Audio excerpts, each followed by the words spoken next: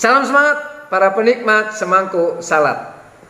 Kemarin kita sudah membahas tentang amanah agung Tuhan Yesus Kristus, di mana sebelum Tuhan Yesus naik ke surga, Dia memberikan amanah supaya setiap muridnya yang sudah percaya dan ditebus olehnya boleh pergi untuk menjadikan semua bangsa muridnya Tuhan Yesus, membaptis mereka dan mengajar mereka.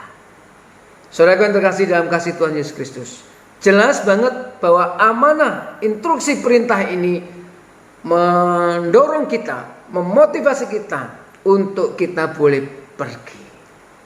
Pergi itu berarti kita harus beranjak dari tempat semula. Pergi itu berarti kita harus bergerak untuk memberikan dampak bagi kehidupan ini. Dampak yang harus kita berikan adalah mereka semua bangsa itu boleh mendengar berita Injil Kristus, bahkan boleh mengalami kasih Kristus, bahkan akhirnya mereka boleh menjadi murid Kristus. Dan tugas itu juga membawa kita untuk mengajar mereka, membina mereka, supaya orang-orang yang sudah percaya pada Kristus itu benar-benar bertumbuh dan kemudian bermultiplikasi menjadi murid Kristus yang juga bersaksi. Saudara yang terkasih dalam kasih Tuhan Yesus Kristus, mari sekali lagi kita membaca ayat 19 dan 20 dari Matius 28. Begini bunyi firman Tuhan.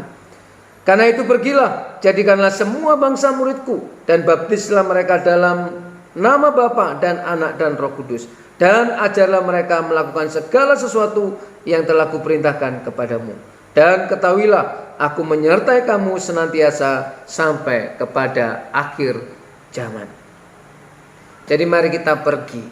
Dan benar, murid-murid waktu itu juga pergi ke berbagai daerah, dan sampailah Injil Kristus itu ke dalam kehidupan kita masing-masing. Dan jangan lupa, kalau saat ini kita sudah mengaku orang percaya kepada Kristus, menjadi murid Kristus yang sejati, buktikan bahwa kita juga bergerak dan berdampak bagi orang-orang yang belum mengenal, belum mendengar tentang berita Injil Kristus ini. Isi Injil itu jelas bahwa ada berita pengampunan, berita sukacita, berita keselamatan, berita anugerah hidup kekal hanya di dalam Tuhan Yesus Kristus. Ada berita pemulihan, penebusan, dan pengangkatan kembali menjadi anak-anak kekasih Allah bagi siapapun yang mau percaya kepada Yesus Kristus. Inilah isi dan konten dari berita Injil itu. Masalah konteks metodenya kita bisa dan diberi keleluasaan untuk mengerjakannya. Waktu itu memang benar-benar murid-murid Yesus pergi ke seluruh dunia dan menyebarkan berita Injil. Tetapi hari ini justru kita dimudahkan, karena sebenarnya dunia sudah ada di genggaman kita. Lewat smartphone masing-masing yang kita miliki, kita bisa memberitakan Injil Kristus. Postinglah hal-hal tentang kebenaran Allah. Postinglah hal-hal yang menceritakan tentang perbuatan-perbuatan besar Allah. Jangan hanya memposting curhatan, urusan rumah tanggamu, urusan dapurmu, bahkan menyindir banyak orang, menyindir warga jemaat yang lain lewat sosial media. Jangan gunakan sosial media hanya untuk pamer hal-hal yang sementara. Tetapi lebih di atas itu semua, postinglah hal-hal tentang Injil Kerajaan Allah yang memulihkan, yang mendamaikan manusia dengan Allah. Postinglah hal-hal tentang cerita-cerita tentang kasih karunia Yesus Kristus.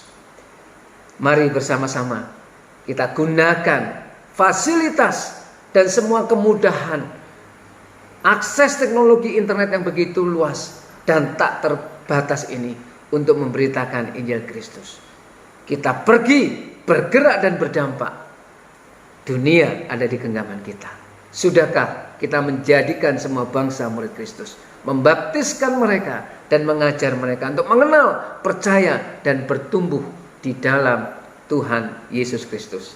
Selamat menjalankan amanah agung. Tuhan memberkati.